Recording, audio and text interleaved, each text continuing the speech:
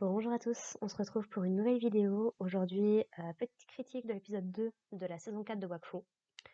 Donc, au cas où vous ne le sauriez pas, donc la saison 4 est sortie le 9 février sur France Télévisions, le site internet. Pas à la télé, malheureusement. On n'aura pas la chance comme la saison 3. Mais l'avantage, c'est qu'au moins, c'est gratuit, c'est en revisionnable sur France Télévisions. N'hésitez pas à aller faire un tour si vous êtes fan de Wakfu. Franchement, ça vaut le coup. Alors, petit épisode 2. Donc, qu'est-ce qui s'était passé? Donc, on avait laissé nos héros face à la grande déesse Héliatrope, qui renvoie globalement pendant une grosse partie de l'épisode, c'est les, nos héros et leurs alliés qui regagnent leur chez eux. Donc, on a la famille Tristepin qui rentre à la maison, on a Malia qui rentre chez Salida. Pareil pour les membres de la fratrie.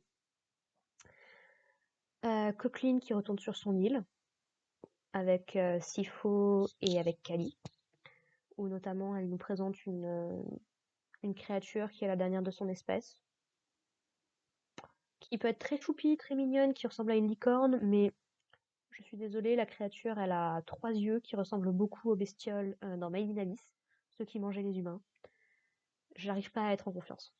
Maintenant, c'est très mignon parce que du coup, ça humanise un petit peu plus les membres de la fratrie, notamment certains qui n'avaient pas eu beaucoup de développement. C'est un des regrets de la saison 3, c'est que ça manquait de développement pour certains personnages, notamment Kali, qu'on n'a pas vraiment vu.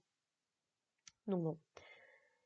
Non, mais voilà, c'est mignon, Coqueline, s'il faut, avec notamment, même si au repos, mine de rien, leur manque, ils les savent quand même manipuler, donc c'est toujours dur à remplacer. Echo leur manque beaucoup. Coqueline dit notamment que pour beaucoup d'entre eux, c'était comme des parents d'adoption, vu que leurs parents, étant des dieux, ne se sont a priori jamais occupés d'eux.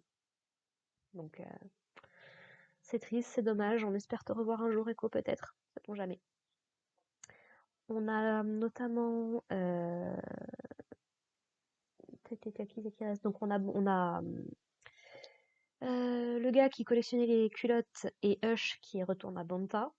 Hush qui en profite pour aller voir un petit peu Joris qui revenait à Cham. Il fait des petites piques à ses frères.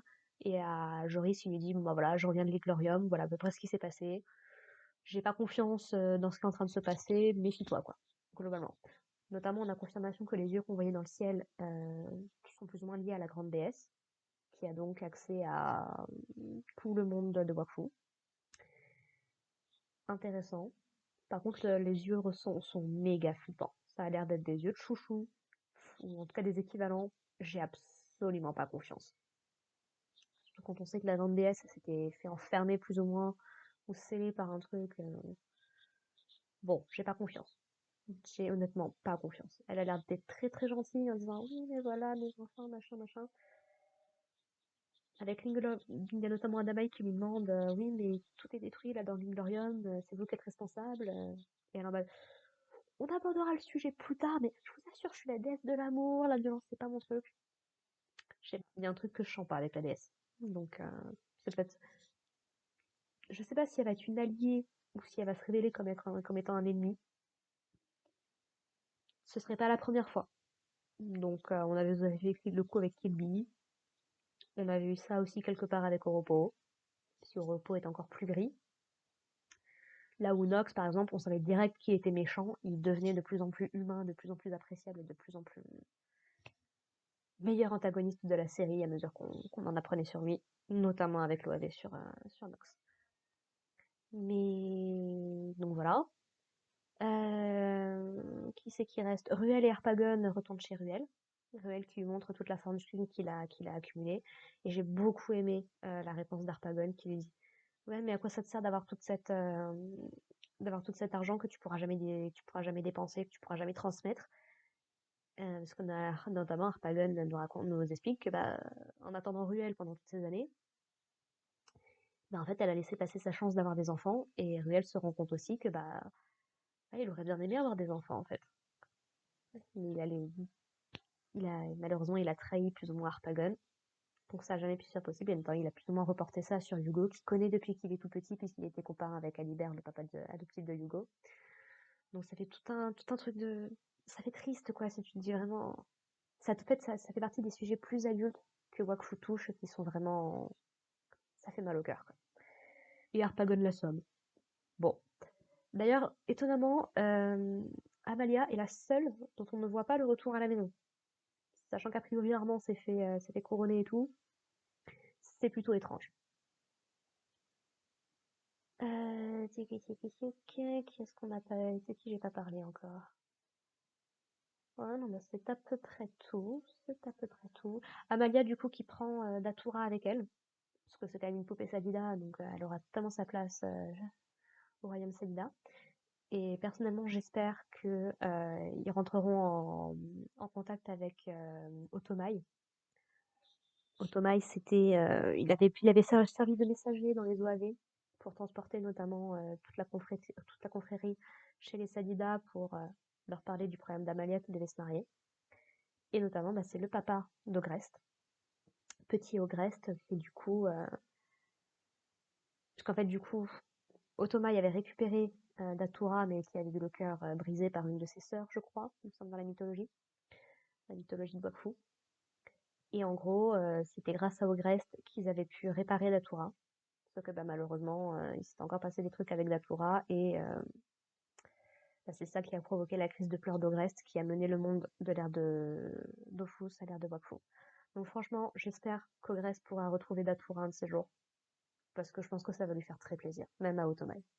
Franchement, après tout ce qui s'est passé, après tout ce qu'il a subi de Ogrest, il mérite, euh, il mérite d'avoir un petit peu de paix, un petit peu de repos à ce niveau-là. Donc voilà, et puis bah du coup, Hugo qui est un petit peu triste parce que bah mine de rien, de retrouver sa famille, ça a toujours été plus ou moins son but. En tout cas, c'était à la fin du premier épisode de Wakfu, la saison 1, ou l'épisode 2, je sais plus très bien quand est-ce qu'il rencontre, quand est-ce que, et j'ai reperdu le nom du papa de Hugo. C'est pas très grave, j'ai dit tout à l'heure, mais en gros, c'était tout début de la saison 1 que son père lui disait, bah voilà, je suis pas vraiment ton père, on m'a laissé un message, faut que tu retrouves ta famille. Et c'est ce qui avait mené à la quête pour retrouver Adamaï sur l'île d'Oma, et tout ça plus tard, hein. Tibi, les héliotropes, tout ça, tout ça. Ce qui, du coup, ramène aussi beaucoup au fait que bah, Hugo est un roi, mine de rien, c'est le roi des héliotropes, mais qui jusqu'à présent n'avait pas son peuple parce que la plupart étaient morts. Et il restait plus que les enfants qui étaient dans la dimension hybride. Donc bon, c'est à peu près tout ça. Et qu'est-ce qu'on raconte de plus? Voilà, non, rien de bien plus au niveau de l'Inglourion. Et l'épisode se termine de manière assez surprenante sur 3-4 minutes sur un personnage que pour autant que j'en sache, on n'avait jamais vu jusqu'ici, qui ressemblerait, si je devais faire une comparaison, à un Kra. Je trouve qu'il ressemble beaucoup au Kra, et notamment, il a l'air d'avoir un lien avec la famille Perceval, puisque bah, il entend notamment Flopin, il entend Pain, et en fait, ça a l'air d'être un assassin prisonnier dans une espèce de tour, tout est ouvert, mais en gros, il est resté là tranquillement. Et là, il décide de partir, il a l'air d'être méga doué au combat. Il lance un, il lance un petit caillou qui retombe sur un des gardes qui essaye de l'arrêter un peu plus tard. Et il a l'air de bien s'entendre avec le, le, le, le chef des gardes, on va dire, qui dit non mais n'essaye pas de lui causer des problèmes, on va éviter de causer des problèmes, quoi. Et c'est un personnage aveugle qu'on a vu notamment dans le générique, je crois. Donc, est-ce que c'est encore une fois, à l'image du truc qu'on voyait dans l'épisode d'avant, est-ce que ça va être un allié, un ennemi? Pour l'instant, on n'en sait pas assez.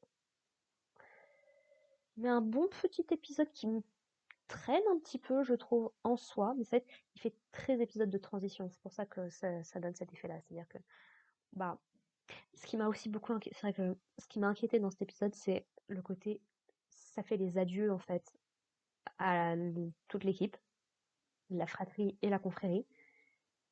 Et ça me fait me poser la question, est-ce que Hugo retrouvera ses amis dans cette saison? Ou est-ce que c'est vraiment les derniers adieux? Pour le coup, je sais pas, et ça m'inquiète un petit peu. Et un truc très intéressant que j'ai noté également pendant l'épisode, pendant qu'on faisait un petit tour du monde, devinez qui c'est qu'on voit? Devinez qui c'est qu'on savait pas trop s'il est lié à Wakfu ou pas? Lance Dur. Alors si vous avez loupé, Lance Dur, c'était une petite série d'animation qui était sortie, je crois, l'année dernière.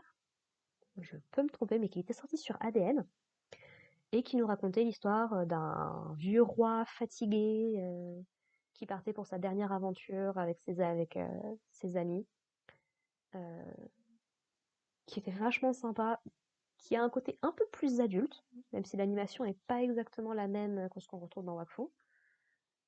C'est-à-dire que on parle un peu plus de sexe, on va dire. Et puis il y a des thèmes beaucoup plus sur la transmission, sur l'héritage, sur la mélancolie, les souvenirs, ce genre de choses. Donc des thèmes un peu plus adultes en soi, que les enfants ne seront pas forcément capables de comprendre. C'est un peu comme Nox, je pense que si Nox il a eu autant d'impact chez les enfants, parce qu'il était méga cool et tout, qu'on a pu sentir la tristesse du personnage, je pense que ça fait partie des choses que tu ne peux vraiment apprécier que quand t'es un peu plus vieux, que t'as un peu plus d'expérience dans la vie. Quoi qu'on en dise, les enfants, ils peuvent être intelligents tant que vous voulez. Il y a des choses qu'ils sont pas capables de percevoir, c'est normal, ce sont des enfants. Et tant mieux, qu'ils le restent le plus longtemps possible. Bref, ceci étant fait, donc, pourquoi est-ce que je suis sûre que c'est Lance Dur? De un, parce qu'il a la tête de Lance Dur, et de deux, parce qu'il avait un petit bébé, enfin, il avait un petit enfant avec lui, qui ressemble comme deux gouttes d'eau à son fils. Donc, au témoin du doute que c'est les mêmes personnes. Ce qui, du coup, placerait plus ou moins Lance Dur post-Werewolf saison 4. Je ne sais pas. On verra bien. On verra en tout cas si c'est exploité un peu plus tard. Mais j'ai beaucoup aimé la référence. Franchement, c'était cool. Donc voilà. Rien de plus à dire au niveau de cet épisode. J'en ai un petit peu parlé de tout. On est encore qu'au tout début de la saison. On est l'épisode 2 sur 13. Donc pour l'instant, les enjeux commencent tout doucement à se mettre en place. On nous remet un petit peu dans le contexte. Par contre, ouais, si vous n'avez pas revu la saison 3 depuis un moment, ou Wakfu en général, ça doit être sec, hein.